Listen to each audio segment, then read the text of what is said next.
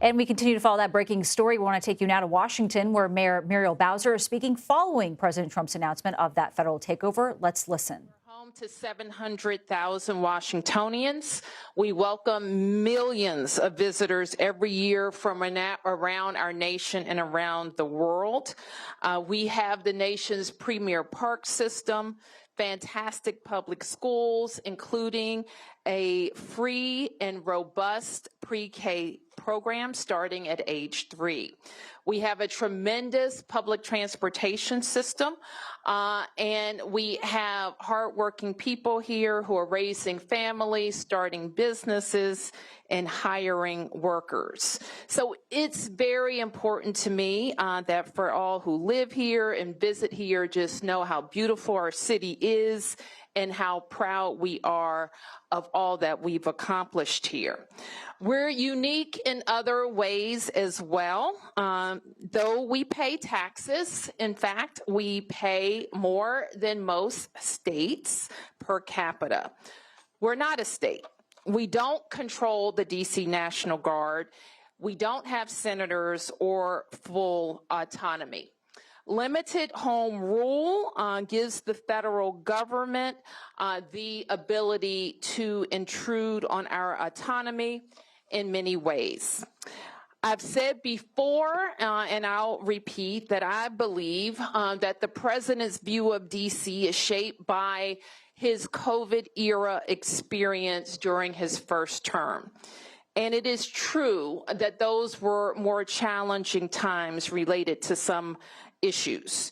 It is also true that we experienced a crime spike post-COVID, but we worked quickly to put laws in place and tactics that got violent offenders off our streets and gave our police officers more tools, which is why we have seen a huge decrease in crime because of those efforts. We have been able to reverse that 2023 crime spike. This year, crime isn't just down from 2023, it's also down from 2019, before the pandemic, and we're at a 30-year violent crime low. We're not satisfied. We haven't taken our foot off the gas, and we continue to look for ways to make our city safer. We know, however, as most have heard from the president's press conference, that he has prerogatives in D.C. unlike anywhere else in the country, including his authority given by our home rule charter to require the mayor, to require me to supply services of the Metropolitan Police Department. And he also has control and the ability to deploy the National Guard. But let me be clear, as our home rule charter is also clear, and the president's executive order restates. Chief Pamela Smith is the chief of the Metropolitan Police Department, and its 3,100 members work under her direction. The Home Rule Charter requires the mayor to provide the services of MPD during special conditions of an emergency, and we will follow the law. Though there's a question about the subjectivity of that declaration. In fact, the chief has already provided a high-level liaison and point of contact with the federal government and made those initial contacts. The executive order is also clear that the president has delegated his authority to make requests of us to Attorney General Pam Bondi. I have reached out to Attorney General Bondi and hope to schedule a meeting soon. My message to residents is this. We know that access to our democracy is tenuous. That is why you have heard me and many Washingtonians before me advocate for full statehood for the District of Columbia. We are American citizens. Our families go to war. We pay taxes and we uphold the responsibilities of citizenship. And while this action today is unsettling and unprecedented, I can't say that given some of the rhetoric of the past, that we're totally surprised. I can say to DC residents that we will continue to operate our government in a way that makes you proud. We will balance our budgets. We will deploy our services. Our kids are going to start school on August 25th.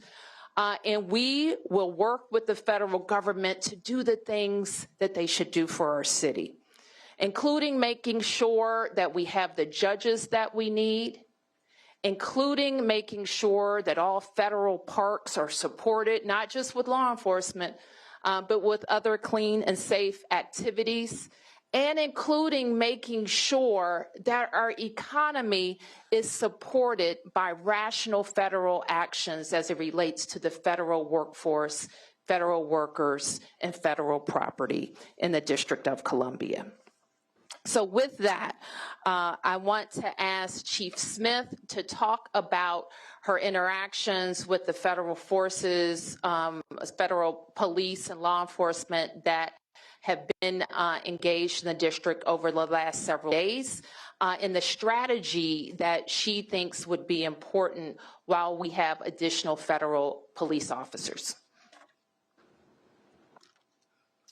Thank you, Madam Mayor. I'm Pamela Smith, the Chief of Police of the Metropolitan Police Department. And as the Mayor stated, you know, we have a responsibility to support the executive order. And one of the roles that I have is to ensure that we work very collaboratively with our federal partners.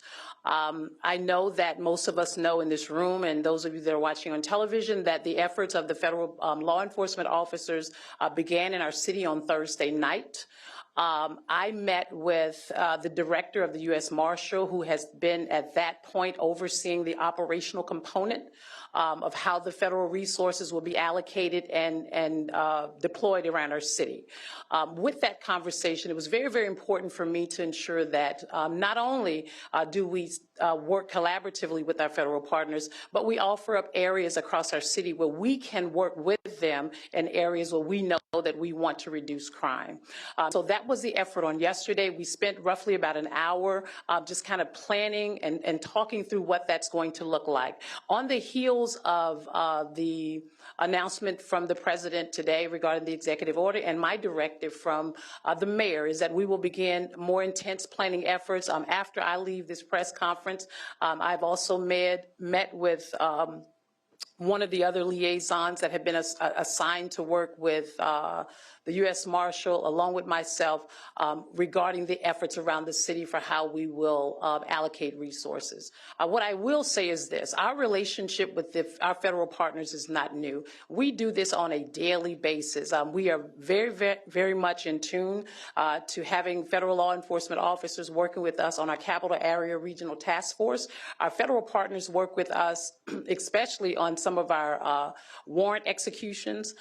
They work very, very closely with us with our Violent Crime Suppression Division, and it is my intent and my police department's intent to continue those efforts. What you will see is an enhanced presence. The second thing that's really important to me, and I'm speaking directly to our community, is that we have a relationship with our community that is very important to us, our community members.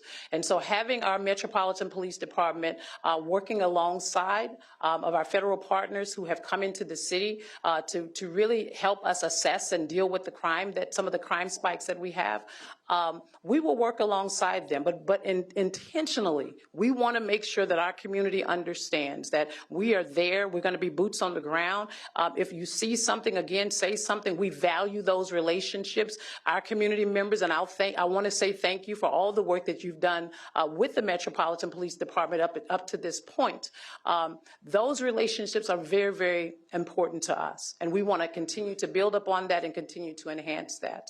I'll turn it back over to Mayor Bowser now. Okay, we'll take a few questions, and I'm joined by members of my public safety team, including Deputy Mayor Appiah and Chief John Donnelly. Yes, please identify yourself. Mayor Bowser, Campbell Robertson, New York Times. Do you think this was inevitable, or do you think there are things that the city could have done, or the city council, and the state of Maryland? This is, I don't know. I can't answer that question, and I think that's a question that you're familiar with the rhetoric about the city and how long it goes back. And we also know that we're not experiencing a spike in crime, but a decrease in crime. Yep. Mayor Tom Sherwood, 1080 News Radio. You and the chief are talking about partnerships with federal partners who are coming in. The president is talking about a takeover of the city's police department. Where does the chief fit in with Terry Cole, who's the new general commissioner of the D.C. Police Department?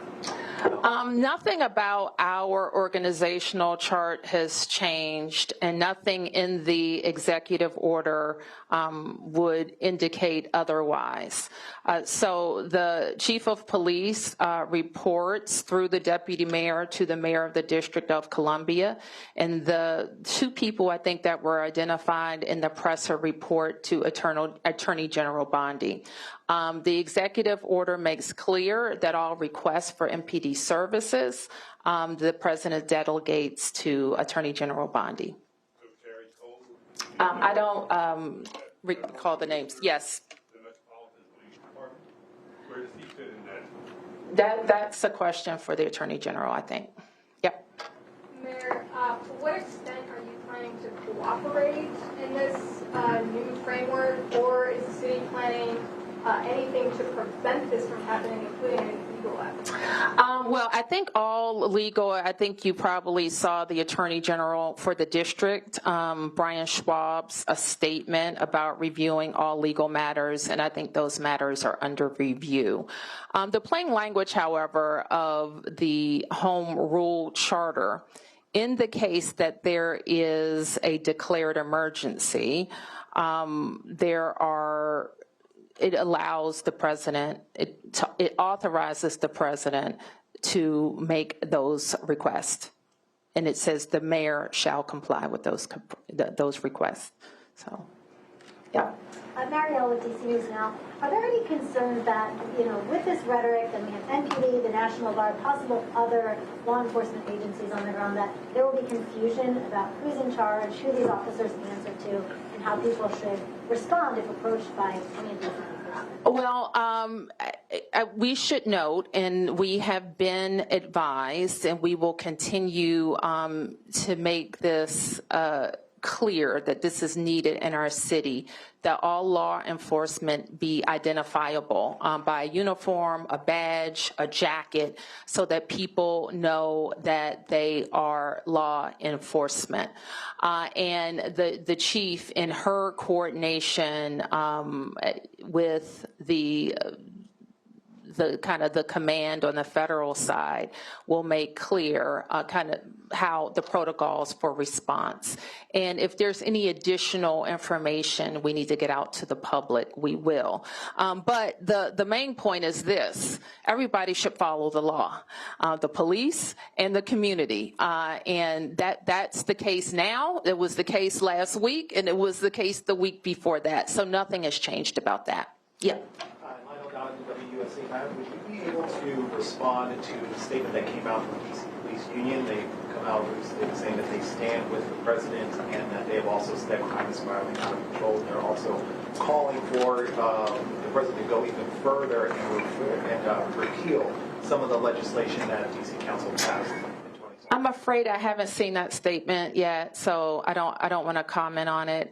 We have, worked very closely with the DC Police Union. Some issues they've advanced, I've totally agreed with. Others I haven't. One thing that we are squarely supportive of is making sure that our department can recruit more officers and get to a number that I think we need. We've worked cooperatively with them on recruitment and retention activities, on some other changes to the law that were very objectionable to the union and our members, and we will continue to do that. Yeah. Peace and blessings, Madam Mayor. So, in what way, if any, in what way, if any, does this change your strategy in terms of your relationship with the president? You've been pretty cooperative, pretty diplomatic, but you know, he's saying one thing about crime, you're stating facts, and he's still infringing on your role as mayor. So, you know, as far as your relationship and your strategy, you know, what do you intend to do as far as, you know, engaging with mayors? Well, we engage with all officials that impact the district, and that includes the president. So I don't expect that would change from our part. But as far as, you know, and if I may follow up. Sure. Are you going to go what some might consider a bit harder and pushing back against what he's trying to do? You know, will your tenor change or intensify? You know, my tenor will be appropriate for what I think is important for the district. And what's important for the district is that we can take care of our citizens. And if people are concerned about a president's ability to have the MPD police department be responsive to the Department of Justice, the time to address that is when we're talking about statehood for DC. If people are concerned about the president being able to move the National Guard into our city, the time to do that would have been when the Congress had a bill that it could have given control of the DC National Guard to DC. So there are things that when a city is not a state and not fully autonomous and doesn't have senators, that the federal government can do. Yeah. Garrett from the Boston Globe. Yeah. Just to follow on his question, you at times in President Trump's first term were more confrontational with him, especially in 2020. You've tried to be more cooperative this time. Any second thoughts about that approach? Are you planning any sort of defiance, symbolic or whatever, in light of this? Well, I would refer you to the law. Home Rule Charter, he referred to it. I would refer you to the executive order. And so everything that we have said maintains my authority given by the Home Rule Charter. Yeah. Josh Chapin, Channel 7. I just want to be clear also that this ramp up, this emergency we're talking about is a brief period, like a 30-day period, am I right? The charter gives him the ability to do it for 30 days, yes. So that means cooperating with the, you know, whatever he wants to do.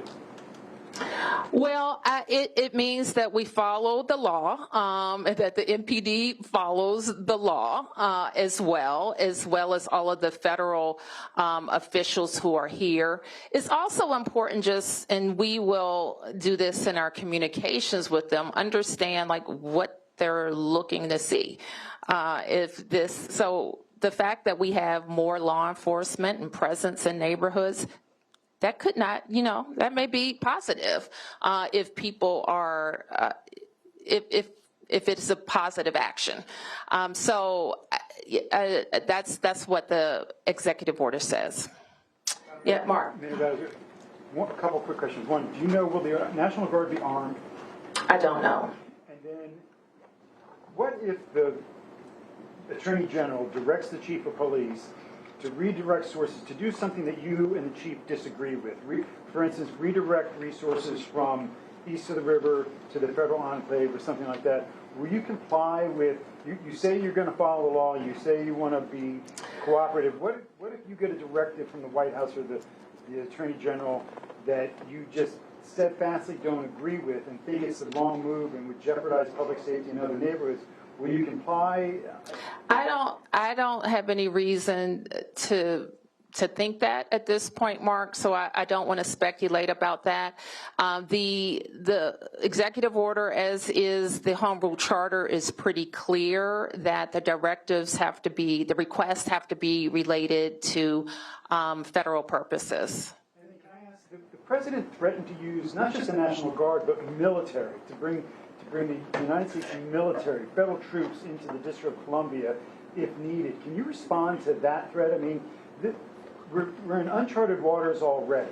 A lot of people are seeing this as the first step in an assault on home rule, which the president has threatened. He's been making these threats since last year, and now he's carrying through with them. There's no reason to believe he won't go further. What do you say to the president about his threats to bring the military, not just the National Guard, but the military into We don't, and I think I speak for all Americans, we don't believe it's legal to use the American military against American citizens on American soil.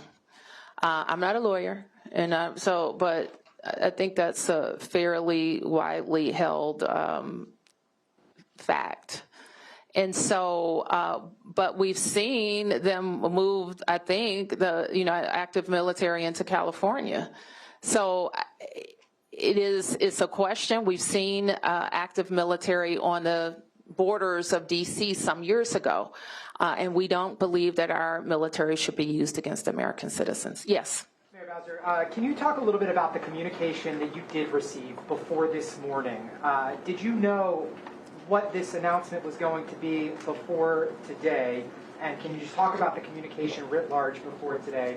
And secondarily, what do you say to D.C. residents who wanted to hear more from you, specifically in the last 5 days, being forthright, speaking to press and media? Can you just talk about... D.C. residents know I'm forthright. That's not a question.